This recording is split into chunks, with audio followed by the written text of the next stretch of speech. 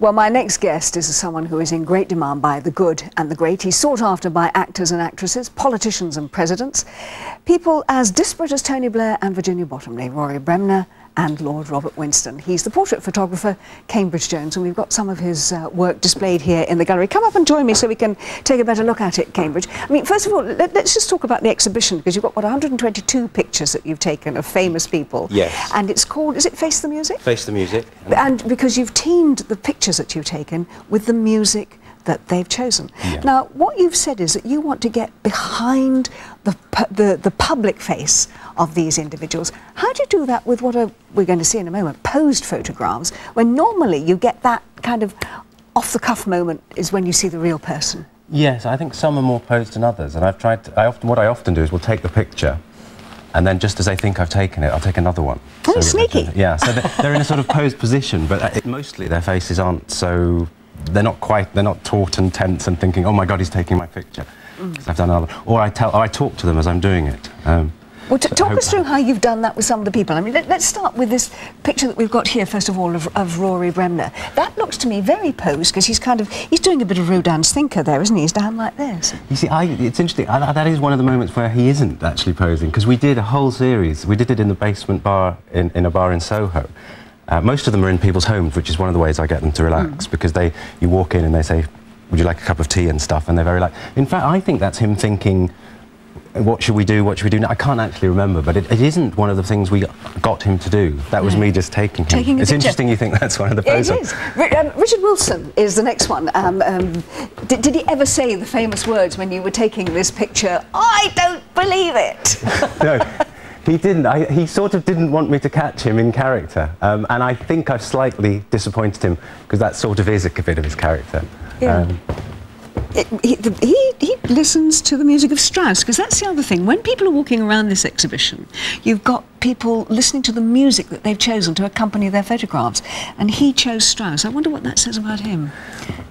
Yes, well, he loves music, and he has an enormous... Some people choose tracks and you think, they've chosen it because they're trying to put across a public image. I think he just does love that. He does know his music. Let's take a look now at Sarah Alexander, a young actress, up and coming. She's playing Becky Sharp, isn't she?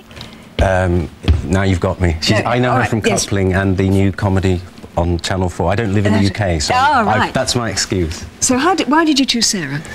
I chose Sarah because I wanted her beauty and her sexiness. She thought I'd chosen her to be funny, and she kept doing really witty, funny things, and I kept going, no, just sit down and I'll capture your beauty. And she came up to me at the opening and was grateful for that fact, although she hadn't wanted me to do it at the time. And another actress now, Natalie Little, and we've got that's the last one on the Natasha, list. yeah. Natasha Little. Yes, she was in Vanity Fair. Exactly. Yes, she's the one who's in Vanity Fair. Yes. Yeah. Oh, yes, of course. It's Sarah who's smacked the pony, isn't she? That's right. Exactly. Yes. You're testing my literary knowledge as well now. Yeah. That's right. And she was very pregnant at the time that we took this, and.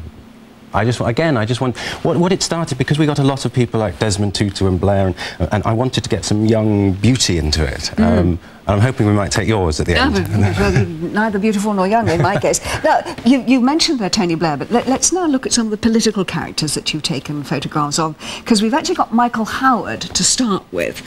Now, this is the picture that you've taken of Michael Howard. In an off moment, was this? I mean, he looks very posed to me.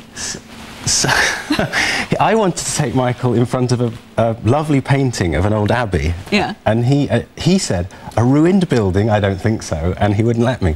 So I didn't, and I took... Because of the contrast that people might make. Yeah, so that was our compromise. Although I did take him in front of a painting of London Bridge, but in the end I just liked that. So I was told he'd quite like it, but I don't know. Yeah. I say no more. And Tony Blair, of course. Yeah. Now, here's Tony Blair. How did you get Mr. Blair to give you this picture of himself? It took about 8 months of changing times and dates, and everything went off. The Cherie Gate and Hutton Inquiry. He looks very worried in that picture to me. Well, he certainly wasn't happy with the press at that point. I remember that. Do you really think that you've got behind the real Tony Blair in that picture, then? What do you see in that? There is a sense of that. I think of all the people, it's probably true to say that I got to know less of Tony Blair than I did of other people. But at the same time, I was very impressed by the way he would respond seemingly very honestly. We should talk about the music that each of them chose, because Michael Howard chose Everything I Do For You, and Tony Blair chose Crossroads Blues. He was very much at the political crossroads when you took that picture, do you think? Well, I thought somebody would stop him. I really did. I thought somebody would step in or wheel me off in a car. And not let you take the picture? Yeah, well, not use that song. Because I thought exactly what you were thinking, that people would say that. But then with Michael Howard's, I couldn't help laughing, really. I thought, but he knew that. He'd chosen it on Desert Island Discs. And he sort of said to me, well, I've chosen it on Desert Island Discs, so I better do it again now. But there was a smile. Now, we've got Shirley Williams. Now, this is very much a pose picture, because you've got her sitting right at the end of a long table here, haven't you? Yeah, and that's in the... in Palace of Westminster, and I wanted sort of some of that grandeur, but also of her. It's one of the moments where she isn't looking at me, and I'd seen her before in lecturing and stuff, and I just wanted to capture something. I think she's a very amazing woman, and I just wanted to. And how about Virginia Bottomley? I mean, what did you say to Virginia Bottomley? What did you talk to these people about when you were taking their pictures? Almost anything except them and their careers. I find the minute you say, "Oh, I loved your last movie," or "You're great on TV," the relationship becomes you're the star and I'm the photographer, and it's horrible. So we talk about the weather or what's happened in the news, and that way they seem very relaxed. And also if they're in their own home, they tend to be more relaxed than if they come to a studio. Let's sort of canter back down the list again, because we've got sort of a disparate group of people here. Melvyn Bragg. I wanted to do him on the roof of LWT, but it was too windy for his hair. Melvyn wouldn't let you shoot him with his hair out. I'm not saying that, it was just very windy. And how about Martin Bell? He's the other one that we've got behind us here. Let's go and take a look at this one. Martin Bell, looking out of the picture there, isn't he? I quite like that. I quite like using frames so that they're not centre. I mean, I try to make people look good, always, which I think in some ways is rather old-fashioned. I think people sometimes take photographs now and the whole photograph is the thing. I always want my person to look good. Yes, you've said this, that an awful lot of portrait photographers find that the picture is more important than the person. And if they can make it jaggy and spiky and then all terrific. But I actually want, I want to go back to something more like Beaton and Bown and early Bailey. And and it's lovely when it happens. The subject comes to you and says, "That's great, I like that." And that's surprisingly hard to do. Have you got that, do you think, with Lord Winston, who's the penultimate picture we're going to take a look at? Well, he gave me very little time, it's fair to say, if he's listening. He's a very busy man, isn't he? Yeah. And I quite liked it because I got those balloons. They were actually there for a party, but I put them in because I thought I love the idea of the celebration of creating new life and giving people who didn't have it. So he was very game for that, and I liked the way he just sort of lounged on the sofa. He chose the Dance of the Seven Veils. I don't know what that says about Lord Winston, I'm sure. And Richard Rogers is the last one that we're going to take a look at, the one that's right behind us here. Yeah, I was... The architect. He had a crick neck, and every time I asked him to do anything, he would go... He was very, very helpful, and I think he sort of thought it was my creative space and he'd do whatever I could, but every time I asked him, he'd go... And I don't think it shows there, but it really was quite cruel. They are extraordinary photographs. How do you choose the people that you're going to have in an exhibition like this? Come and sit down and talk with me down here. I was very lucky because I was really able to choose... And because certain people agreed very quickly to do it, it got to the point where it almost didn't matter who I was. They looked at the list and they thought, "Oh, Desmond Tutu, Tony Blair, I better be in this." And I didn't really have that many people who didn't say yes. I can remember very painfully, they were etched on my mind who didn't say yes. But they were usually a good reason. Harold Pinter wasn't very well. Elvis Costello was recording the whole time. But I actually know who said no quite clearly in my mind. But I was really able to ask anyone I admired and liked and thought would be an interesting...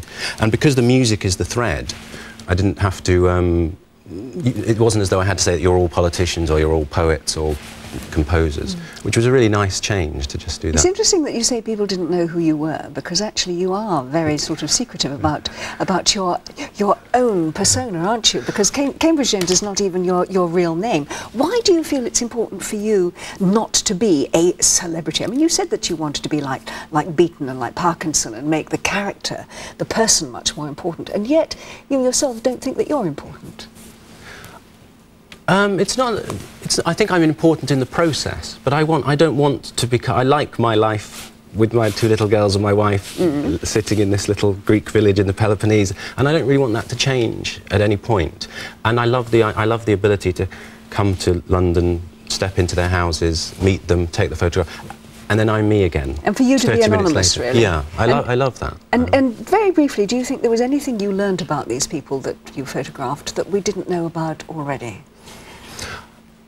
Probably not that you didn't know. I mean, what I think I've learnt along the way doing this job is that they're all there for a reason. They all have charisma, and they are unique in their own way. Whether it's the comedian or the artist or the poet, people have often asked me, "Who didn't you like?" or something, and almost without exception, you're there and you think, they got there for a reason. These people, yeah, they really did. So. Right. But a fascinating insight on them. Cambridge, thank you very much indeed for joining us. They are absolutely superb photographs. And where's the exhibition, very quickly? Oh, thank you. Proud Galleries in Buckingham Street off the Strand. Thanks very much indeed. That's it from me. Still